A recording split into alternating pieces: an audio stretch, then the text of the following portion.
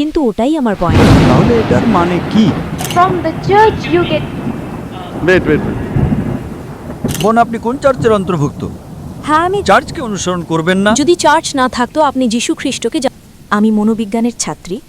আমি আপনার আগের লেকচারে অংশ নিয়েছিলাম UITM শাহ আলামে। আমি অবশ্যই বলবো যে আমি আপনার লেকচার উপভোগ করেছি।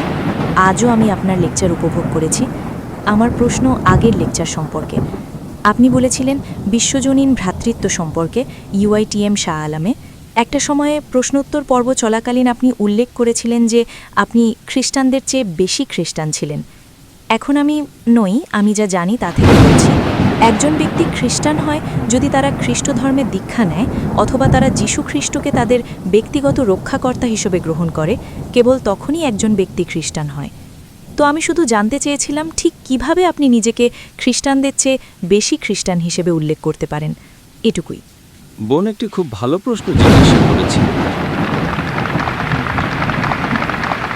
তিনি একটি খুব ভালো প্রশ্ন জিজ্ঞাসা করেছেন। তিনি শাহ আলমে আমার কথা শুনেছেন এবং এখানেও তিনি একটি প্রশ্ন জিজ্ঞাসা করেছেন যে আমি বলেছিলাম যে আমি খ্রিস্টানদের চেয়ে বেশি খ্রিস্টান।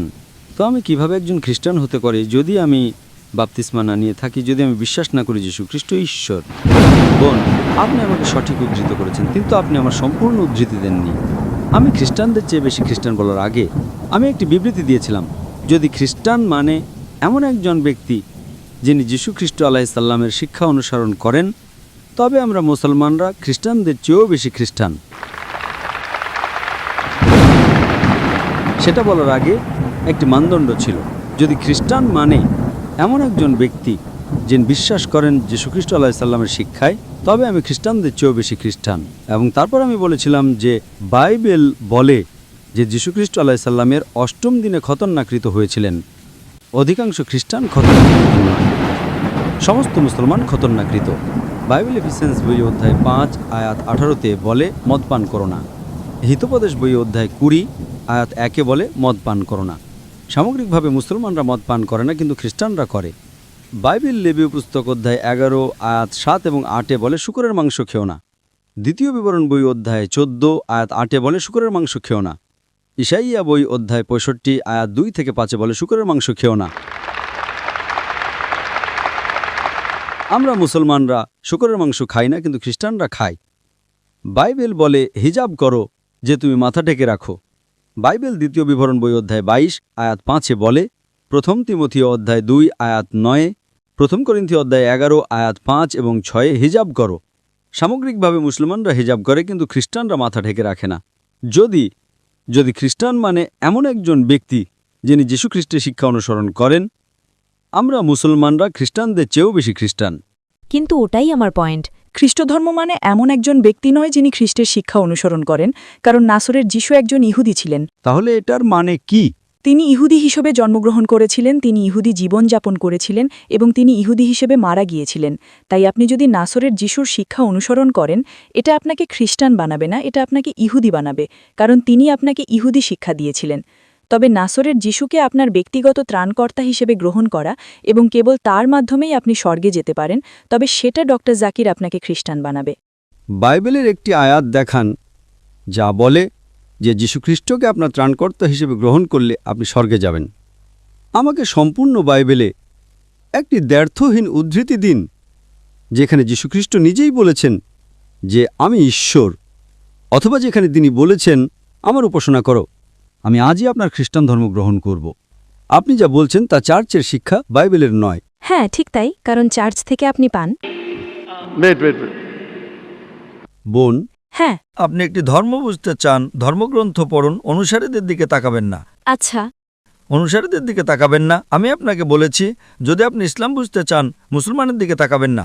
ধর্মগ্রন্থ কোরআন এবং নবী মুহাম্মদ সাল্লাল্লাহু আলাইহি ওয়াসাল্লামের খাঁটিবাণী পড়ুন। যদি আমি খ্রিস্ট ধর্ম বুঝতে চাই, আমি চার্চের দিকে তাকাবো না। চার্চ বাইবেলের তত্ত্বাবধায়ক নয়। চার্চই খ্রিস্টান তৈরি করেছে। যদি চার্চ না থাকতো তবে কোনো খ্রিস্টান থাকতো না। সেটাই আমি আপনাকে বলছি। চার্চকে অনুসরণ করবেন না, অনুসরণ করুন যিশু আলাইহিস সালামকে। যদি চার্চ না থাকতো আপনি যীশু খ্রিস্টকে জানতেন না, তাই খ্রিস্টকে জানার জন্য আপনাকে অবশ্যই চার্চকে স্বীকৃতি দিতে হবে। বোন, খ্রিস্ট ধর্ম জানতে হলে আপনাকে বাইবেল পড়তে হবে, চার্চ নয়। দেখুন, আপনি কি জানেন কত ধরনের চার্চ আছে? বোন, আপনি কোন চার্চের অন্তর্ভুক্ত? আজ চার্চের 2000-এরও বেশি বিভিন্ন সম্প্রদায় রয়েছে। আপনাদের 2000 বিভিন্ন খ্রিস্টান রয়েছে। আপনি কি সেটা জানেন? Baptist, Seventh-day Adventist, Jehovah's Witness. আপনি কোন চার্চের অন্তর্ভুক্ত? 2000 বিভিন্ন ধরনের চার্চ। আপনি কি সেটা জানেন? হ্যাঁ আমি জানি, আমি খুব সচেতন। তাহলে আপনি কি বলতে চান যে এখানে 2000 বিভিন্ন ধরনের খ্রিস্টান? হ্যাঁ আমি সেই কারণে বোন, যদি আপনি খ্রিস্ট ধর্ম বুঝতে চান, বাইবেল পড়ুন। যদি আপনি যীশুখ্রিস্টের শিক্ষা জানতে চান, চার্চে যাবেন না, বাইবেলে যান। একটিও দ্ব্যর্থহীন উক্তি নেই সম্পূর্ণ বাইবেলে, যেখানে যীশুখ্রিস্ট নিজে বলেছেন যে আমি ঈশ্বর অথবা যে আমার উপাসনা করো। সুতরাং যখন যীশুখ্রিস্ট বলেননি, যদি আপনি যীশুখ্রিস্টকে সর্বোচ্চ কর্তৃপক্ষ মনে করেন, যাকে আমি একজন রাসূল মনে করি, রাসূল চার্চের চেয়ে অনেক শ্রেষ্ঠ। সম্পূর্ণ বাইবেলে একটিও দ্ব্যর্থহীন উক্তি নেই যেখানে যীশুখ্রিস্ট নিজে বলেছেন যে আমি ঈশ্বর অথবা যে আমার উপাসনা করো। হ্যাঁ, আপনার এই মনোভাবের কারণে 2000 বিভিন্ন চার্চ এবং 2000 বিভিন্ন ধরনের খ্রিস্ট ধর্ম রয়েছে। আপনি কোন খ্রিস্ট ধর্ম অনুসরণ করবেন? যদি আপনি ইসলাম অনুসরণ করতে চান, কোরআন এবং মোহাম্মদ সাল্লাল্লাহু আলাইহি ওয়াসাল্লামের খাঁটি হাদিস পড়ুন। যদি আপনি হিন্দু ধর্ম অনুসরণ করতে চান, বেদ এবং উপনিষদ পড়ুন। যদি আপনি খ্রিস্টান হতে চান, বাইবেল পড়ুন। যদি আপনি এইসব ধর্মগ্রন্থ পড়েন, আপনি এক সত্য ধর্মের কাছাকাছি যাবেন। সেই ঈশ্বর, এক ঈশ্বর যার কোনো প্রতিমূর্তি নেই। সেই ঈশ্বর, এক ঈশ্বর যার কোনো সন্তান নেই, পিতামাতা নেই। এবং যীশুখ্রিস্ট আলাইহিস সালাম গসপেল অফ জন অধ্যায় 16 আয়াত 12 থেকে 14-তে বলেছেন, আমার তোমাদের অনেক কিছু বলার আছে, কিন্তু তোমরা এখন তা সহ্য করতে পারবে না। যখন সেই সত্যের আত্মা আসবেন, তিনি তোমাদের সমস্ত সত্যের পথে পরিচালিত করবেন। তিনি নিজের থেকে কথা বলবেন না, যা শুনবেন তাই বলবেন। তিনি আমাকে মহিমান্বিত করবেন। আচ্ছা এখানে যীশু খ্রিস্ট আলাইহিসসালাম শেষ এবং চূড়ান্ত রাসূল নবী মুহাম্মদ সাল্লাল্লাহু আলাইহি ওয়াসাল্লামের আগমনের কথা বলছেন। তাই তিনি সবাইকে বলছেন শেষ এবং চূড়ান্ত রাসূলকে অনুসরণ করতে, কিন্তু আপনারা অনুসরণ করতে চান না। কারণ যদি সবাই শেষ এবং চূড়ান্ত রাসূলকে অনুসরণ করে, তাহলে কে চার্চকে অনুসরণ করবে? যীশুখ্রিস্ট কখনো বলেননি চার্চকে অনুসরণ করো। বাইবেলের কোন আয়াত সেটা বলে? বাইবেলের কোন আয়াত? তাই আপনাকে যা বুঝতে হবে, যীশু খ্রিস্ট আলাইহিস সালামের শিক্ষা পড়ুন। যে কেউ আপনাকে দূরে নিয়ে যেতে চায় যীশু খ্রিস্ট আলাইহিস সালাম থেকে, সে ভালো নয়। সেই কারণে আমি বলেছিলাম যে যদি খ্রিস্টান মানে এমন একজন ব্যক্তি যিনি যীশু খ্রিস্ট আলাইহিস সালামের শিক্ষা অনুসরণ করেন, আমি খ্রিস্টানদের চেয়েও বেশি খ্রিস্টান। যীশুখ্রিস্ট খতনাকৃত ছিলেন, আমি খতনাকৃত।